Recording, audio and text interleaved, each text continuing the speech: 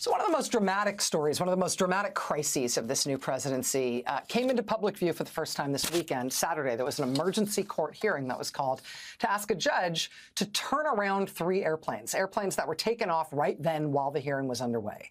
The Trump administration said people on those planes were Venezuelan gang members. That's what they said, but there had been no process, no proceeding at all that determined if that was true. Trump said they were, that was it. And the Trump administration said they therefore would be treated as alien enemies of the United States. So with zero legal process at all, just on Trump's say-so, these hundreds of people, who knows who they are, many of them picked up off the street, were put on planes and sent to a prison in another country, where the nation of El Salvador promised to lock them up for at least a year doing hard labor. Well, the judge said, until we can figure out whether you are legally allowed to do this, I order you to turn those planes around, bring those people back. Hours later, as you now know, those planes landed in El Salvador despite the judge's order, and the people on those planes, whom the Trump administration still hasn't identified, they're now in a huge Salvadoran prison. And that country's president is saying he's going to keep them there as long as the Trump administration pays him for it. Since last weekend, the federal judge in this case has been trying to determine if the Trump administration deliberately flouted his orders, and if so, what the consequences should be. The judge gave them a list of very simple questions to answer, like what time did the planes take off? When did they land? How many people were on the planes? The Trump administration has basically been playing Mad Libs to avoid answering those questions. They've claimed that the judge's order didn't count because he spoke it from the bench and only later issued a written order. That's not how the law works. They have claimed that once the planes reached international waters, Donald Trump acquired super special powers over the planes that the judge could not overrule. What did you, homeschool law school? What are you talking about? Yesterday, before a court-ordered deadline, they suddenly said they might invoke something called the state secrets privilege, which is basically the government saying, you're not allowed to know, just trust us. The judge grudgingly gave them another day, another 24 hours to try again. Here's how the judge today reacted to what the Trump administration told him today. He said, quote, the government again evaded its obligations. The judge says all the Trump administration gave him was a statement from an immigration officer in Texas who says they need much more time to respond to the judge's demands. Because, quote, I understand that cabinet secretaries are currently actively considering whether to invoke the state secrets privilege over the other facts requested by the court's order. Despite those magic words, the judge was not impressed. He wrote, quote, this is woefully insufficient. The government cannot proffer a regional ICE official to attest to cabinet-level discussions about the state secrets privilege. The judge orders that by 10 a.m. Eastern tomorrow, the Trump administration, quote, shall submit a sworn declaration by a person with direct involvement in these cabinet-level discussions regarding invocation of the state secrets privilege. You say you can't tell me anything because Trump's cabinet is discussing whether this is state secrets. Well, you can't just assert that randomly from Texas, Junior. You have to actually prove to me that those discussions are happening with a sworn declaration from, I guess, members of Trump's cabinet by tomorrow morning. And I know this feels a little bit like legal wrangling, but the stakes here are almost unimaginably high. I mean, obviously, there's a lot of discussion about, what happens if the White House starts ignoring court orders. Short answer, death of the republic. But also, the stakes are so high here because the Trump administration is claiming it has the right to grab anyone it wants and ship them anywhere it wants with no court hearing, no deportation order, without even a warrant. Anybody, just on Trump's say-so, you're gone out of the country, disappeared indefinitely. And this is not me exaggerating for dramatic effect. This is exactly what the Trump administration is saying it has the power to do, even as it engages in this legal shell game with the information the court wants. Their primary argument is the court has no right to ask any questions at all. Donald Trump, on his own say-so, with no legal process at all, can simply exile people out of this country and put them in foreign prisons indefinitely. They say, quote, this case is not even justiciable. That's not a word that non-lawyers should know how to pronounce, and so I don't. But it means they're saying this isn't even subject to the power of the courts. Trump claims that he has unreviewable power. And the president gets to decide who counts as an alien enemy over whom he has unreviewable power. Here's the New York Times today. Quote, Trump administration lawyers have determined that an 18th century wartime law the president has invoked to deport suspected members of a Venezuelan gang allows federal agents to enter homes without a warrant. They are claiming the right. Right? What they're claiming the right to do is if somebody in the executive branch, somebody in ICE, some random Border Patrol officer looks at you and says gang, then they don't need a warrant. They can go into your house, they can arrest you, forcibly detain you, and they can disappear you out of the country. This is from a declaration filed in court by a woman who fears her brother has been deported to that Salvadoran prison. She says her brother has never been part of a gang and that he has no criminal record. Quote, I last spoke to him on March 14th, 2025, and believe he was removed to El Salvador shortly after that because I have not heard from him since then, and I can no longer find him on the ICE detainee locator. If he were detained anywhere in the U.S., I know he would contact me because we spoke almost daily while he was previously detained. If he were back in Venezuela, I would hear from him as well. I'm extremely concerned about the health and safety of my little brother. From a declaration filed by an attorney for a young man, she says, fled Venezuela for his safety. Quote, on Friday, March 14th, 2025, one of the attorneys assigned to his case called the detention facility where he was thought to be to try to schedule a legal call. He was told by the facility that his client was no longer there. He asked where his client was and was told by the facility employee that he did not know. Here's immigration lawyer Lindsay Tosomeone, quote, our client worked in the arts in Venezuela. He is LGBTQ. His tattoos are benign, but ICE submitted photos of his tattoos as evidence he is a gang member. His attorney planned to present evidence he is not, but he never got the chance because our client has been disappeared. Joining us now is Lindsay Tosomeone. She's president of Immigrant Defenders Law Center. Ms. Tosomeone, thank you so much for being here. I appreciate it. Thanks for having me. So this is unusual, and correct me if I am wrong. I know that you have not previously identified your client when speaking to the press or when speaking publicly, but I understand that you want to share his first name and some photos with our viewers tonight. Is that correct? That's correct. Names and identities of people have been shared today via a list, and so we know that it is inevitable that our client will be identified, and we feel it's important to let the world know who Andrei, our client, is, because he is a human being. He is a young professional from Venezuela. He's a makeup artist. He is a gay man. He is someone who came to the United States seeking protection. He came seeking asylum. Upon entry into the United States, he was detained because of his tattoos, some of which you can see in those photos, but these are not the tattoos of somebody who is involved with gangs. These are normal tattoos that you would see on anybody at a coffee shop anywhere in the United States or Venezuela. And today, we have confirmation from the government, one of the few groups or attorneys that have confirmation that our client is indeed in El Salvador. Our client last week was supposed to appear in court where we would have started the process of refuting the baseless allegations against him, but we never got to have that chance. Our client has been forcibly removed and disappeared, and we don't know what his legal case, where it goes from here. Do you know if he has any legal recourse at all? Do you have any means of contacting him, or do you have any means of trying to track one down if you don't have one now? So the only reason we know that our client is in El Salvador is because he was supposed to be in court last Thursday. ICE never presented him. Over the ensuing days, we realized that he was likely part of this, group of planes that went to El Salvador. When we went to court on Monday, we were finally told by ICE that it was confirmed he was in El Salvador. And that moment, they said that he was removed to El Salvador. The immigration judge said, how's it possible that he's been removed if there's no removal order? And the ICE attorney that was in the courtroom said, I don't know. The case has been set over, so we do have a hearing coming up in a couple weeks, but ICE has now told us that they will not facilitate communication with our client because he has in their words, been removed, and that they will not make him available for that hearing in 2 weeks.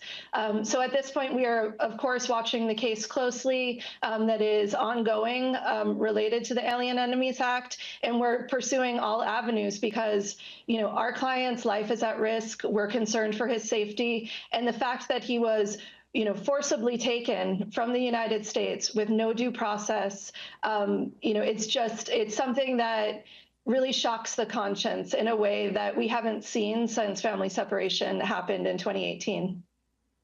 Yeah, the blunt and unsupported assertion that all of these people must have been terrible gang members, and then the photos of your client there, I think speak many thousands of words. Lindsay Tosomeone, president of the Immigrant Defenders Law Center, representing this young man. Thank you for your time. I know that this is a developing story. I hope it is a legally developing story, and I hope you'll keep us apprised. Thanks for being with us tonight. Sure. Thank you. All right. Governor Tim Walz joins us live here next. Stay with us. And thanks to you at home for joining us this hour. You ready for this one? These geniuses. You know, if you are going to have somebody who consolidates the whole 250-year-old tripartite system of checks and balances that we got from the founding fathers in this country, if you're going to have someone who says, you know, there are parts of the Constitution that must be terminated, if you're going to have somebody who calls himself a king and who says elections don't count unless he wins them, if you're going to have an overthrow of the constitutional republic in favor of all power consolidated in one man who says term limits don't apply to him and Congress and the courts don't constrain him and all the rest of it, if you're going to do it, if you are going to abolish the American form of government in favor of an autocratic and unopposed rule by one man, he better be good at it. Am I right? You know, he better be compos mentis, on the ball. If you're going to, like, overthrow 250 years of who we are as a country to instead just be like, l'état, c'est you. Like, if we're just going to have it be that one dude, you just hope that dude is with it, right? Or instead, you could have what we have. On Monday this week, President Donald Trump went to the Kennedy Center in Washington, D.C., where he has recently fired the entire board and appointed himself as the new chairman.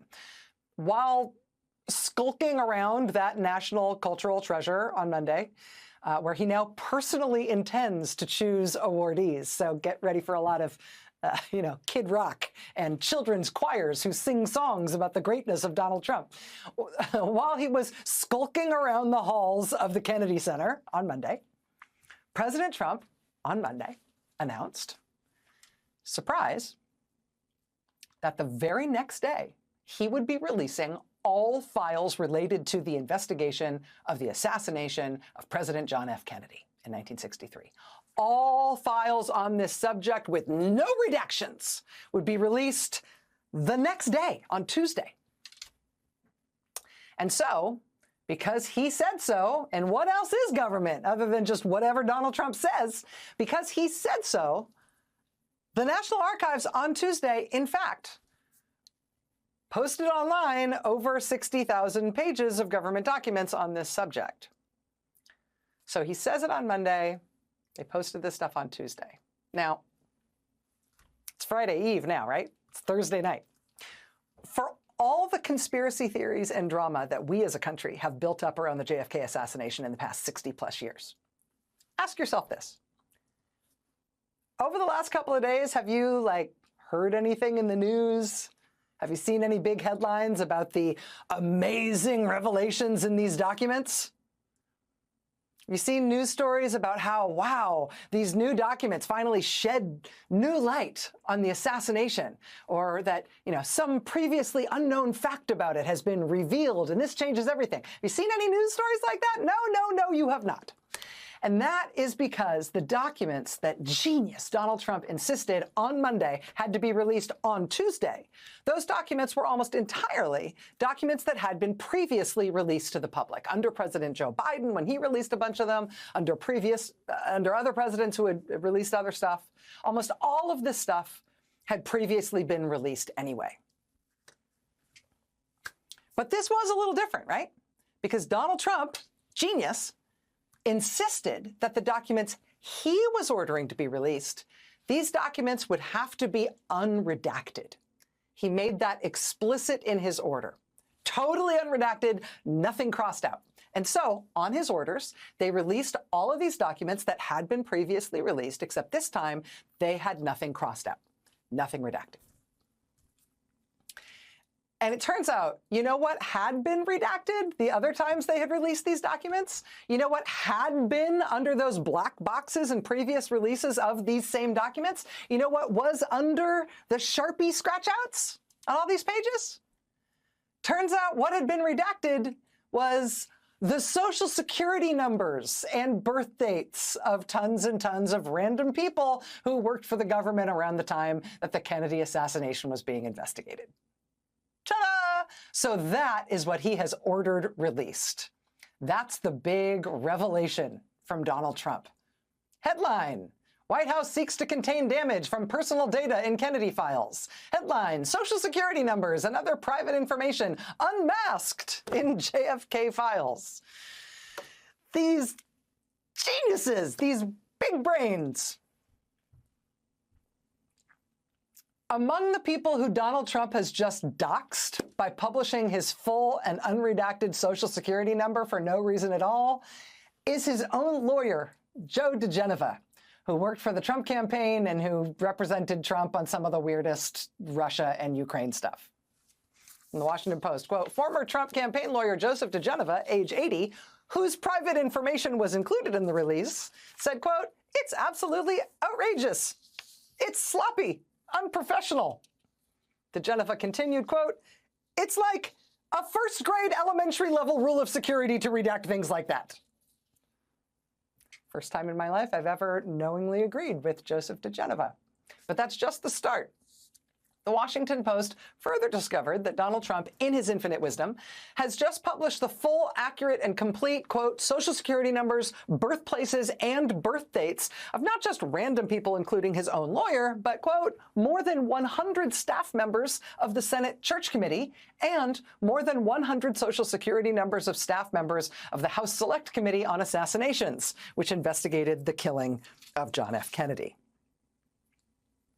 Now, awkwardly for Trump in terms of what he has wrought here, and awkwardly for the rest of us because of the grammar involved, the Post also has to sort of gingerly note that many of these staff members of the Assassinations Committee are themselves still alive.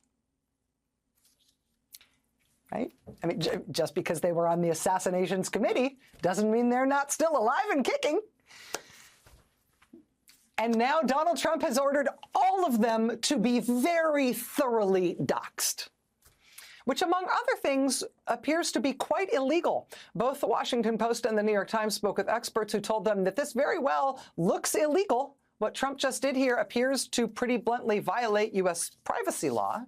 At least one person who had his or her Social Security number published by Trump has started discussing bringing a lawsuit against the government for having done this. Probably pretty good grounds to do that. It's also helpful to keep in mind who exactly we're talking about here, right? If these people were Senate staff members and House Select Committee staff members in the 1960s and 70s on committees that were doing intelligence investigations and the investigation of the Kennedy assassination and the investigation of the investigation, I mean, people doing that kind of work in government in the 60s and 70s, well, a lot of those people stayed in government or in public service, and that was one step in what turned into a very impressive career in public service, right? A lot of these people ended up later on in their life with very impressive, very important jobs. The people who Trump just doxed include this list. I mean, this is from the Washington Post again. Quote, many whose Social Security numbers were exposed had become high-ranking officials in Washington. They include a former Assistant Secretary of State, former U.S. Ambassador, researchers in the intelligence world, State Department workers, and prominent lawyers. The Post was first to report that this is what Trump did. The New York Times adds this tonight, quote, White House officials acknowledged today that it was only after the papers were made public that they began combing through them for exposed details. Only after they were made public. So Trump was bumbling around in the halls of the Kennedy Center, being a genius, when he blurted out Monday, apparently with no planning else anywhere else in the government, when he just blurted out that the Kennedy assassination records will be released tomorrow. Because he said it, and that's how the government works now, they then released the documents the next day, Tuesday, and then, quote, on Wednesday, the day after that, that's when the White House ordered that the pages be combed for exposed Social Security numbers, which of course had already been published by the hundreds. Now, after that ready, fire, aim routine, they're now trying to fix it. The White House has now, quote, directed the Social Security Administration to issue new Social Security numbers to the affected people in an extraordinary response to mitigate the potential harm of the disclosures. They will also be offered free credit monitoring. So yeah, good luck, ambassadors and assistant secretaries of state and high-end Washington lawyers, including some who worked for Trump. Good luck in your 70s and 80s, now working with the hugely diminished and unbelievably chaotic Social Security Administration to restart in your 70s and 80s everything in your official and financial life with your brand new Social Security number that Donald Trump is having to issue you today as an old person, as if you were a brand new baby. And he has to do that because Donald Trump just published your full name, your birthday, your place of birth, and your unredacted Social Security number on a government website because what? Who's going to tell him no? Who's going to tell him that's not a good idea? And that actually is the most amazing part of all of this, because it does not actually appear to have been a mistake. It's not like they didn't see it coming, and so they were surprised when it happened. Look at this from the Times reporting tonight, quote, administration officials knew before the documents went out that releasing them without redactions would expose some personal information. They knew before the documents went out, but they did it anyway because he's the king. And what, you're going to tell him the genius brain fart he had about Kennedy while he was walking around the Kennedy Center is somehow not the world's greatest and well thought out idea? Who around him is going to be like, sir, It's not how the government works in an autocratic system, right? Asked about the debacle, the White House press secretary gave reporters this statement, quote, President Trump delivered on his promise of maximum transparency. Yeah, yes, he did. And the maximum transparency here is like if jeans came in clear and nobody had underwear anymore. Yes, it's maximum transparency. I'm not sure that's good. He definitely delivered. Yeah, and who were you or anyone else to question the inherent genius of every impulsive blurt of the 70-whatever-year-old God King who rules without restraint and without any checks and balances and without anyone anywhere near him who ever suggests the word no, let alone pronounces it? Geniuses. Anyway, that's how conscientious they are about the sensitive, personally identifiable information of a lot of really influential people, including one of Trump's own Fox News-ready lawyers. And if they're that conscientious about those folks personally identifying information, guess how conscientious they are about yours? Today, a U.S. federal judge in Maryland ordered Trump to get Elon Musk's so-called Doge effort out of the Social Security Administration. Because, yeah, turns out, guess what they were doing in there? This is from the judge's ruling issued today at 2:12 p.m. Eastern Time. Quote, the Doge team is essentially engaged in a fishing expedition at Social Security based on little more than suspicion. It has launched a search for the proverbial needle in the haystack without any concrete knowledge that the needle is actually in the haystack.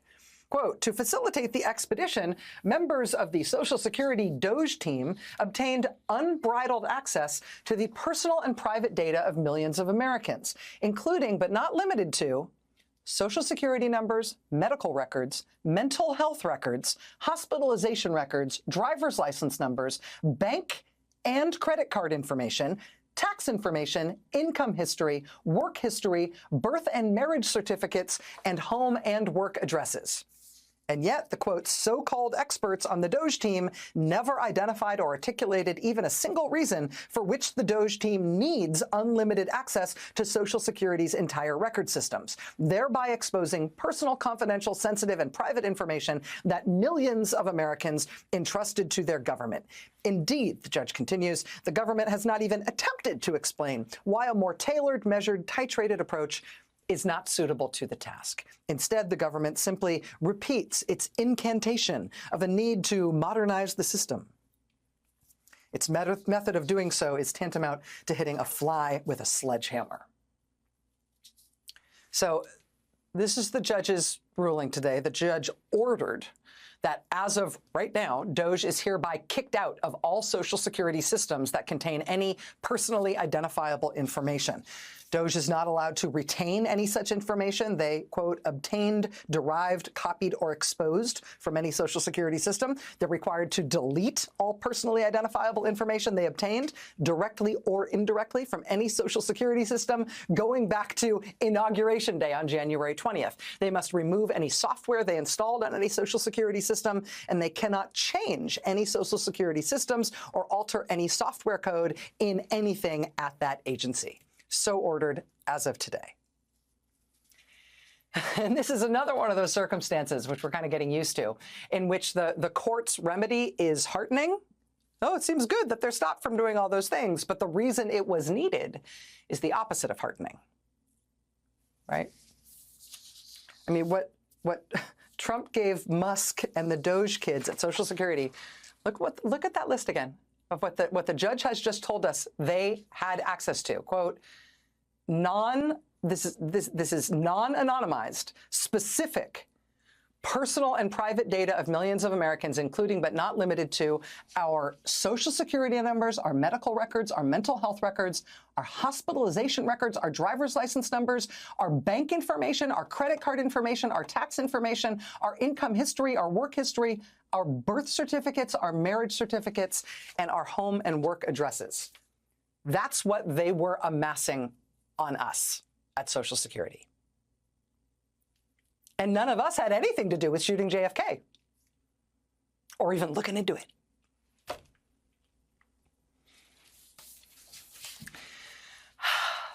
This was the steps of the Colorado State Capitol today, as Donald Trump signed an executive order to abolish the U.S. Department of Education. All across Colorado, demonstrations held today to stand up for education.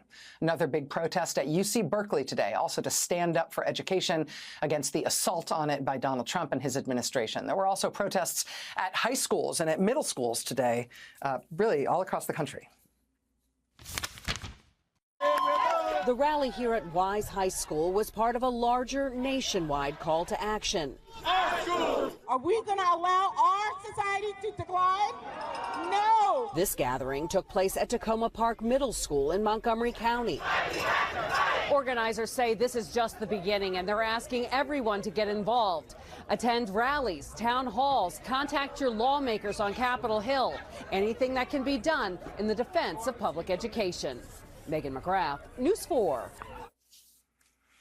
That was Maryland, the shots from those last protests there. Elsewhere in Maryland today, in Silver Spring, people protested to defend NOAA and the National Weather Service at their headquarters building as Trump continues to fire people by the hundreds and now the thousands at NOAA, decimating that agency. Outside an appearance by Florida Republican Governor Ron DeSantis and Trump's so-called border czar Tom Homan today, people protested in the street against Trump's anti-immigrant policies and arrests. This was in Sarasota, Florida. All over the country today, there were protests to stand up for the U.S. Post Office, which Donald Trump and his top campaign donor, Elon Musk, say they plan to privatize. These protests today in Washington, D.C. and Tampa, Florida, Jacksonville, Florida, in Los Angeles, where Congresswoman Maxine Waters showed up and joined the protesters, in Charlotte, North Carolina, in Albuquerque, New Mexico. They had a big turnout for their protests there to defend the post office today. Same with the one in St. Louis, Missouri. They were chanting, U.S. mail, not for sale. There was a big protest to defend the post office today in New York City. And there were a bunch of these protests in Texas as well, including this one in San Antonio, and this from Dallas-Fort Worth. Happening right now, North Texas U.S. postal workers are rallying against what they say is the most serious threat in their 250-year history. It's in response to the Trump administration looking to privatize the Postal Service. The USPS was launched in 1776 and is enshrined in the Constitution. Only Congress has the authority to change its structure. That is why the postal workers are calling on lawmakers in Washington and the public to reject privatization efforts and protect what they're calling a vital public service. This is just the start. More rallies are planned for the U.S. Postal Service as the future of this agency remains uncertain this year. Reporting live in Dallas, Alana Quillen, NBC5. Members of Congress are on recess this week, which means many of them are back home in their home districts. And that means their angry and worried and weirded out constituents are demanding to talk with them about what's going on in Washington and around the country. We're going to be speaking tonight with Minnesota Democratic Governor Tim Walz. He's here live. He's been busy, among other things, holding town halls in the congressional districts of Republican members of Congress who won't do it themselves. That continues to be a theme. In Boardman, Ohio, constituents of Republican Congressman Michael Ruley held a protest yesterday demanding that he meet up with them and that he stand up to Trump. In Western New York, constituents of Republican Congressman Nick Langworthy held a town hall with an empty chair representing their congressman, since they say he won't hold any in-person town halls with them himself. Same thing when it comes to Republican Congresswoman Elise Stefanik. Her constituents held an empty chair town hall for her as well in Rome, New York. We saw the same thing in the great state of Maine, where there was quite big turnout yesterday at a town hall for, but not with, Republican Senator Susan Collins. She did not attend, but lots of her constituents did. The organizers did put a big blow-up mounted flattering photo of her headshot at the front of the room, to which they addressed their questions and their anger. In Chandler, Arizona, Republican Congressman Andy Biggs held an event that apparently was held for Republicans only. So Andy Biggs's constituents who aren't Republicans or who otherwise couldn't get into that event, they protested outside, where Republicans have been having town halls, like this one by Congressman Pat Fallon in Bonham, Texas yesterday.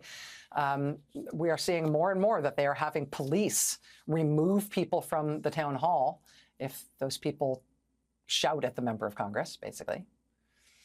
In the case of Iowa Senator Chuck Grassley, nobody was taken out by police, but he did have to endure the indignity of his constituents in very close proximity to him, just laughing right in his face.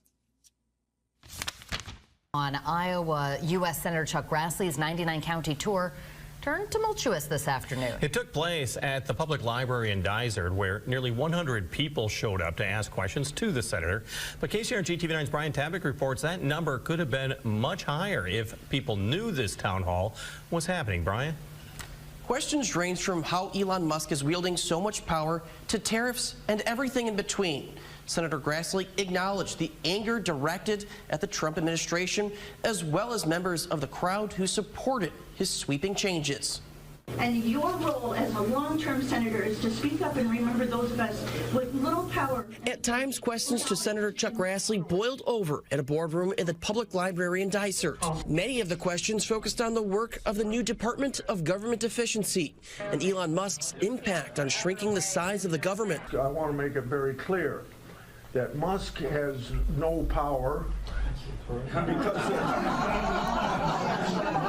The senator says he's holding the town hall despite the Republican National Committee advising congressional Republicans to stop holding town halls because of how tumultuous the meetings have been across the country. But critics pointed to how even his own office didn't promote this event. There was no mention of this town hall. I didn't find out about it until late last night. We did have a large turnout, and there were a lot of tough questions. A lot of people are mad at what's going on in the Trump administration, but I hope I was able to answer their questions effectively. Chuck Grassley and some of his constituents in Iowa last night. I have just one more of these to show you. This was Laramie, Wyoming last night, Republican Congresswoman Harriet Hageman. So the question was about Social Security, and what she's accusing me of is standing by while it is being dismantled by DOGE. That is absolutely 100% untrue. Absolutely 100% untrue. DOGE is not dismantling Social Security. And even with reconciliation, we are not allowed to touch Social Security. So I would request